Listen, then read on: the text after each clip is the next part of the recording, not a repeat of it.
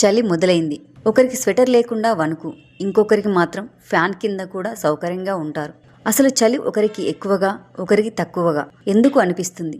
ఈ వీడియోలో పూర్తిగా తెలుసుకుందాం. మన శరీరంలో ఆహారం ఎనర్జీగా మారే వేగాన్నే మెటబాలిజం అంటారు. మెటబాలిజం ఎక్కువగా ఉన్నవారికి శరీరం ఎక్కువ వేడి ఉత్పత్తి చేస్తుంది. అందుకే వాళ్ళకు చలి తక్కువగా అనిపిస్తుంది.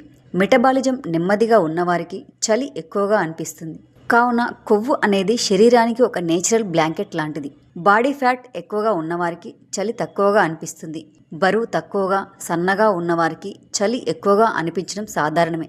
ఇక రక్తం సరిగ్గా ప్రవహిస్తేనే శరీరం అంతా వేడి చేరుతుంది. రక్త ప్రసరణ బలహీనంగా ఉంటే చేతులు, కాళ్ళు ఎక్కువగా చల్లబడతాయి. అందుకే కొందరికి చేతులు, కాళ్ళు ఐస్లా చల్లగా ఉంటాయి. ముఖ్యంగా థైరాయిడ్ సమస్య ఉన్నవారికి చలి ఎక్కువగా అనిపిస్తుంది.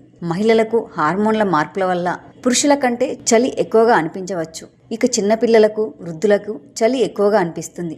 ఎందుకంటే వారి శరీరం వేడిని నిల్వ చేసుకునే శక్తి తక్కువగా ఉంటుంది కాబట్టి.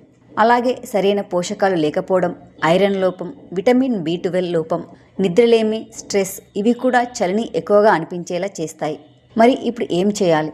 వేడి ఆహారం తీసుకోవాలి, సరిపడా నిద్ర, రోజు కొద్దిగా వ్యాయామం, అలాగే ఐరన్, పోషకాలు ఉన్న ఆహారం తీసుకోవాలి. అవసరమైతే డాక్టర్ సలహా పాటించాలి. కావున చలి అనిపించడం అనేది బలహీనత కాదు, అది మన శరీర స్వభావం, ఆరోగ్య పరిస్థితిపై ఆధారపడి ఉంటుంది. మీ శరీరాన్ని అర్థం చేసుకోండి, అలాగే ఆరోగ్యంగా ఉండండి. ఈ సమాచారం మీకు ఉపయోగపడితే లైక్ చేయండి, షేర్ చేయండి, అలాగే సబ్స్క్రైబ్ చేయడం మాత్రం మర్చిపోకండి. మా ఛానల్ని ఫాలో అవ్వండి.